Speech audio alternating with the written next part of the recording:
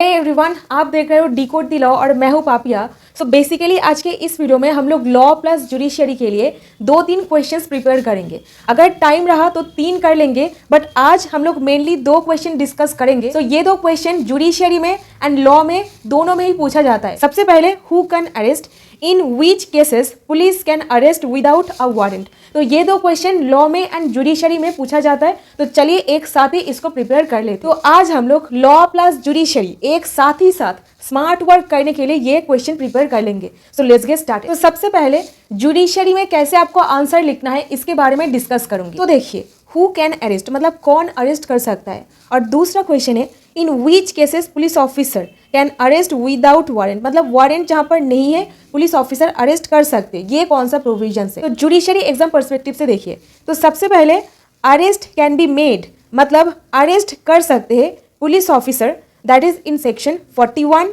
And 42 of the CrPC. दूसरा, private person भी arrest कर सकते हैं, दैट इज सेक्शन 43 सीआरपीसी।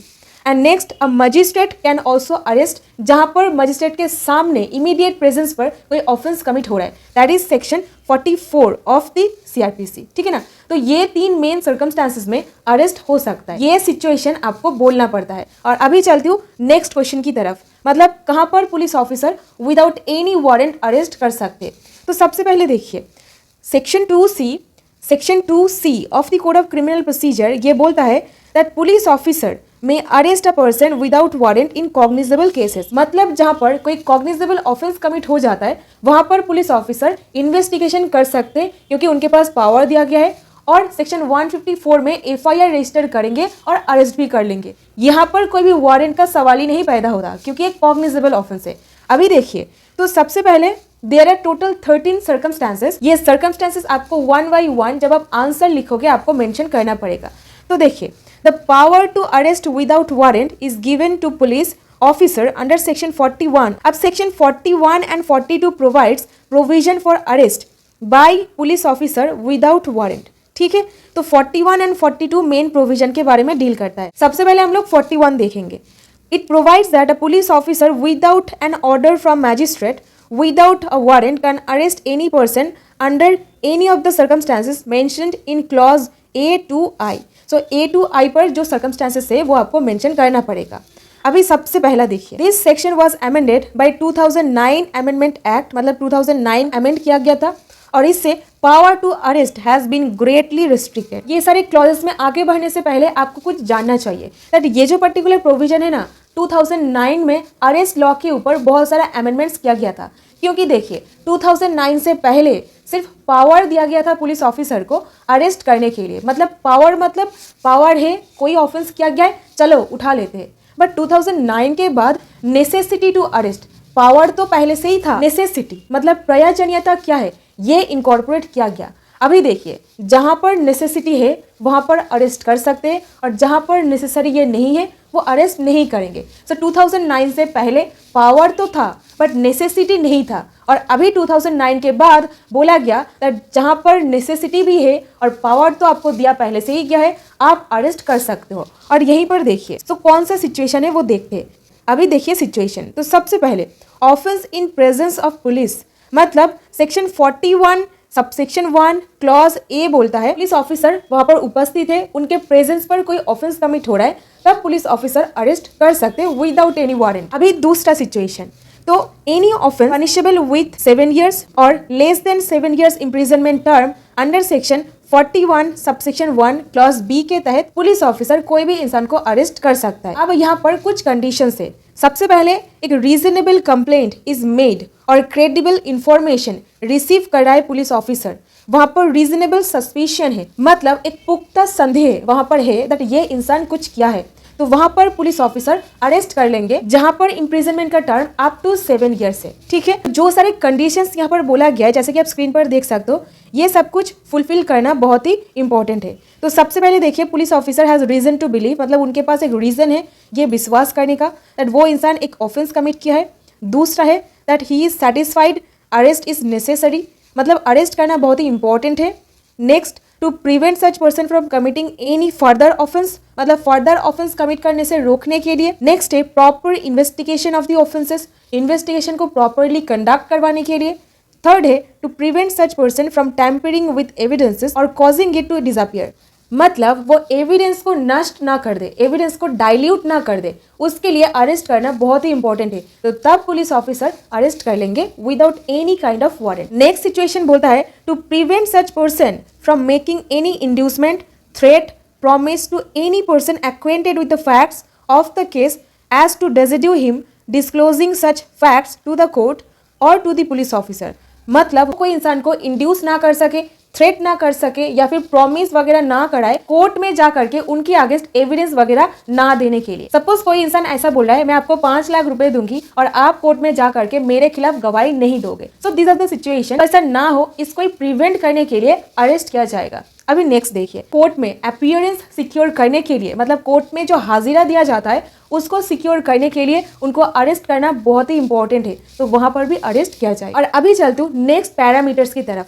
तो देखिए, police officer shall record the reason in writing, मतलब पुलिस ऑफिसर को रीजन रिकॉर्ड करना पड़ेगा in writing for making such arrest. अगर पुलिस ऑफिसर अरेस्ट करता है तो इन राइटिंग उनको रीजन रिकॉर्ड करना पड़ता है। Most important parameters that was added by the 2009 amendment act in the case of Joginder Kumar versus state of UP. ये केस में यहाँ पर बोला गया था कि पुलिस ऑफिसर आर्बिट्ररीली कोई भी इंसान को अरेस्ट नहीं कर सकता है। और अभी social action forum for Manav Adhikar versus union of India 2018, ये जो पर्टिकुलर केस है यहाँ पर सुप्रीम कोर्ट बोले दैट पुलिस ऑफिसर कोई भी इंसान को रूटीन मैनर, मतलब इन्वेस्टिगेशन किया जा रहा है अरेस्ट करना पड़ेगा, मतलब रूटीन मैनर पर अरेस्ट नहीं कर सकते। कोई भी इंसान एक ऑफेंस कमिट किया है ऐसा एलिगेशन उनके ऊपर है, वहां पर अरेस्ट किया जाएगा, but reasonable suspicion and satisfaction 100% रहना पड़ेगा। अरेस्ट करने का मतलब कौन सा रीजन है, कौन सा रीजन पुलिस ऑफिसर को अरेस्ट करने के लिए मजबूर कर रहा है। So these are the situations और पैरामीटर्स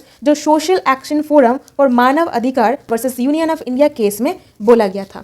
और अभी चलते हूँ नेक्स्ट सिचुएशन की तरफ, that is third situation, offence punishable with death और इम्प्रिजनमेंट फॉर लाइफ। कोई भी ऑफेंस का पनिशमेंट 7 साल से ऊपर होता है तो वहां पर अरेस्ट किया जाएगा without any kind of warrant. अभी नेक्स्ट सिचुएशन देखिए, दैट इज प्रोक्लेम्ड ऑफेंडर, मतलब जहां पर एक प्रोक्लेम्ड ऑफेंडर जिनका न्यूज़पेपर वगैरह में एडवर्टाइजमेंट निकाला गया है, सेक्शन 41 सबसेक्शन 1 क्लॉज 3 बोलता है यहाँ पर ऐसा इंसान को police officer without warrant arrest कर सकते। और fifth situation, possessor of stolen property, section 41 subsection 1, अगर कोई ऐसा चीज जो पोजेशन से बरामद हो रहा है वहां पर एक रीजनेबली सस्पेक्ट किया जा सकता है ये एक स्टोलन प्रॉपर्टी है, मतलब चोरी करके ही इसको लाया गया है, तो वहां पर पुलिस ऑफिसर अरेस्ट तुरंत कर लेंगे। अब सिक्स्थ सिचुएशन, ऑब्स्ट्रक्ट कर रहा है और एस्केप करने का कोशिश कर रहा है पुलिस ऑफिसर के कस्टडी से भागने के लिए, that is section 41 subsection 1 clause ई। अगर कोई पर्सन वो एस्केप करने का कोशिश कर रहा है, लॉफुल कस्टडी से बाहर निकलने का कोशिश कर रहा है, वहां पर police officer in execution of his duty, मतलब जो ऑफिसर अपना ड्यूटी परफॉर्म कर रहे हैं वो उनको तुरंत अरेस्ट कर लेंगे। अभी सेवेंथ सिचुएशन, तो डिजर्टर। सो अगर कोई इंसान आर्म फोर्सेस, सपोज कोई आर्मी वगैरह में काम करते हैं और वो वहां से भाग करके चले आए हैं, तो डिजर्टर को अरेस्ट तुरंत कर लेंगे, that is section 41 subsection 1 clause A. Eighth situation बोलता है offence outside India, section 41 subsection 1 clause G, मतलब अगर कोई इंसान इंडिया के बाहर कोई ऑफेंस कमिट किया है और इंडिया में भी उसको एक ऑफेंस माना जाए, एक्सट्रेडिशन ट्रीटी के हिसाब से उनको वापस ला करके अरेस्ट किया जाएगा एंड पनिशमेंट वगैरह दिया जाएगा। अभी नाइन्थ सिचुएशन, ये बोलता है breach of rules under section 356 subsection 5, और इसका प्रोविजन दिया गया है सेक्शन 41 सबसेक्शन 1 क्लॉज एच में, मतलब अगर कोई इंसान सेक्शन 356 सबसेक्शन 5 पर जो सारा का सारा कंडीशंस दिया गया है उसका ब्रीच कर देता है, तब वो इंसान को फिर से अरेस्ट किया जाएगा। तो ये बोलता है that any person being a released convict, मतलब जो अपना सजा काट चुका है और जिनको रिलीज किया गया है, breaches any rule made under section 356 subsection 5 of the code can be arrested by police officer without warrant। सो जो कैदी अपना सजा काट चुका है उनको रिलीज किया गया है और बाहर आके ऐसा कुछ ब्रीच वो कर दिया है that is coming under the purview of section 356 subsection 5, वहां पर वो इंसान को अरेस्ट किया जाएगा। सो 356 सबसेक्शन 5 इसको आप याद रखिएगा। और अभी नेक्स्ट सिचुएशन देखिए, अरेस्ट अपॉन रिक्विजिशन, मतलब सपोज कोलकाता के कोई पुलिस ऑफिसर मुंबई जा करके कोई इंसान को अरेस्ट करना चाहते हैं, तब वहां पर कौन सा प्रोसीजर फॉलो किया जाएगा। तो देखिए सेक्शन 41 सबसेक्शन 1 क्लॉज आई ये बोलता है any person for whom arrest on oral or written requisition has been received from the another police officer can be arrest without warrant। तो कोलकाता के कोई पुलिस ऑफिसर मुंबई जा करके अरेस्ट करना चाहते हैं। अब मुंबई का जो पुलिस ऑफिसर है उनके पास एक खबर मिला है दैट ये इंसान को अरेस्ट वगैरह करना है, तो वहां पर अरेस्ट करने के लिए ऑन रिक्वेजिशन वो लोग जाएंगे। तो इसका कुछ प्रोविजन से मतलब कंडीशन से सबसे पहले देखिए, the requisition specifies the person to be arrested, मतलब कौन सा पर्सन को अरेस्ट करना है, मिस्टर एक्स वाई जेड जो भी है उनके बारे में एक स्पेसिफिक डिटेल्स वहां पर रहना चाहिए। नेक्स्ट, ऑफेंस और other cause for which arrest is made is provided in requisition, मतलब कौन सा रीजन के लिए, कौन सा कारण के लिए कॉज रहना पड़ेगा, ठीक है ना, तो कौन सा ऑफेंस वो वहां पर दिया हुआ रहना चाहिए। Next, it appears that person might lawfully be arrested without warrant by police officer issuing requisition। 11th situation ये बोलता है non disclosure of name and address, section 42। अब इसको डिटेल में समझिए। देखिए मैंने आपको बोली थी दैट अगर कोई कॉग्निजेबल यानी कि सीरियस ऑफेंस कमिट हो जाता है तो police officer without any warrant arrest कर सकते हैं, but this is the exception. ये एक नॉन कॉग्निजेबल ऑफेंस, मतलब कॉग्निजेबल पर तो कर सकते हैं बट ऐसा नॉन कॉग्निजेबल केसेस पर भी हो सकता है, दैट इज सेक्शन 42। सपोज आप किधर कार से जा रहे हो और पुलिस ऑफिसर आपको पूछ रहे हैं आपका नाम क्या है, एड्रेस क्या है, और आप बोल रहे हो नहीं बताऊंगी, तब पुलिस ऑफिसर ये नॉन कॉग्निजेबल ऑफेंस करने पर भी आपको अरेस्ट कर लेंगे क्योंकि उनके पास पावर दिया गया है section 42 of the code of criminal procedure के तहत। नॉन कॉग्निजेबल ऑफेंस में अगर अरेस्ट हो सकता है that is section 42 of the CrPC. और यहाँ पर पुलिस आपको तब तक अरेस्ट करके रखेंगे जब तक आपका सही नाम पता वो लोग असर्टेन नहीं कर लेते। अगर कोई नॉन रेजिडेंट ऑफ इंडिया होते तब श्योरिटी देने के लिए उनको बोला जाएगा। और अभी चलते हूँ next situation, that is 12th situation. ये बोलता है preventive in nature. Police officer के पास सेक्शन 151 के तहत पूरा पावर दिया गया है प्रिवेंट करने के लिए कोई भी इंसान को फर्दर ऑफेंस कमिट करने से वो अरेस्ट कर सकते। So basically prevention is always better than cure. So that's the provision section 151 of the CrPC. अभी number 13, that is the last situation जहां पर पुलिस ऑफिसर अरेस्ट कर सकता है without any kind of warrant.